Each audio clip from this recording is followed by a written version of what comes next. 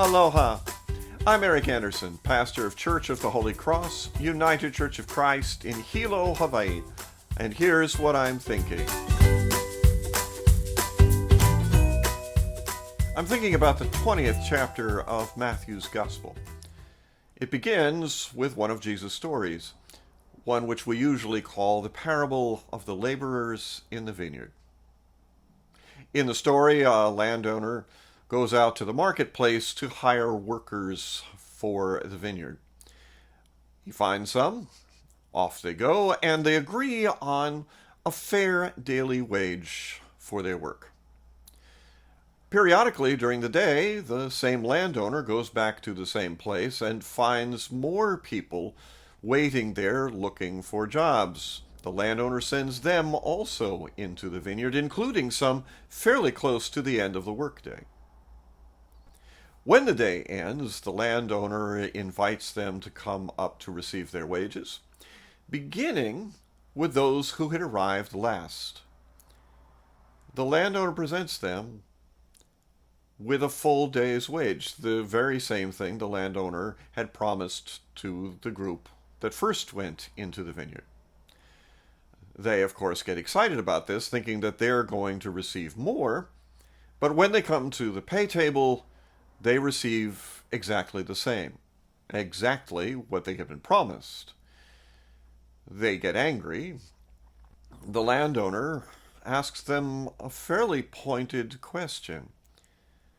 Are you angry because I am generous? Or, to read it somewhat word for word in the Greek, is your eye evil because I am good?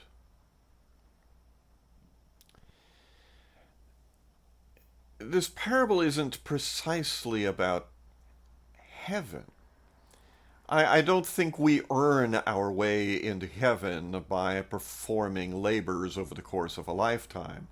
And I don't think we get into heaven by making some sort of effort either at the beginning or late in life.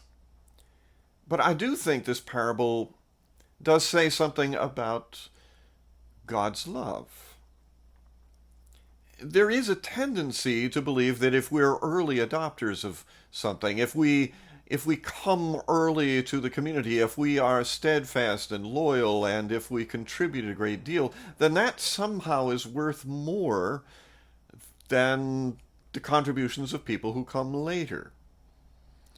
In human relationships, I suppose there is some merit to that. People who have been around longer have memories and skills that have been honed and developed over the years, and they do have things to contribute that are different from those who come later.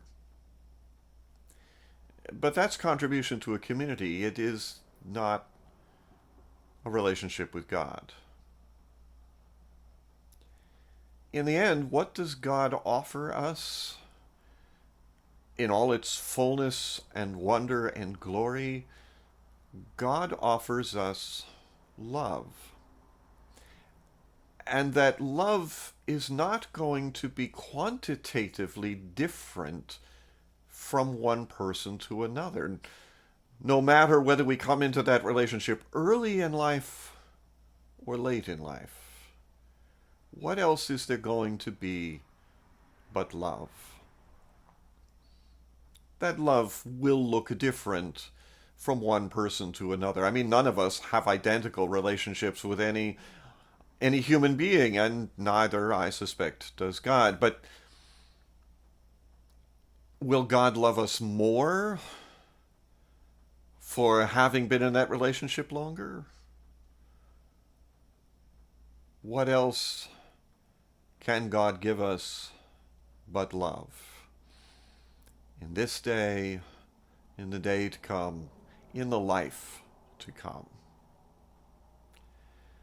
I know it's easy to resent the Johnnies come lately. But what else can we give them but love? That's what I'm thinking. I'm curious to hear what you're thinking. Send me an email or leave me your thoughts in the comments section below. I'd love to hear from you. From Church of the Holy Cross, UCC in Hilo, Hawaii, that's what I'm thinking.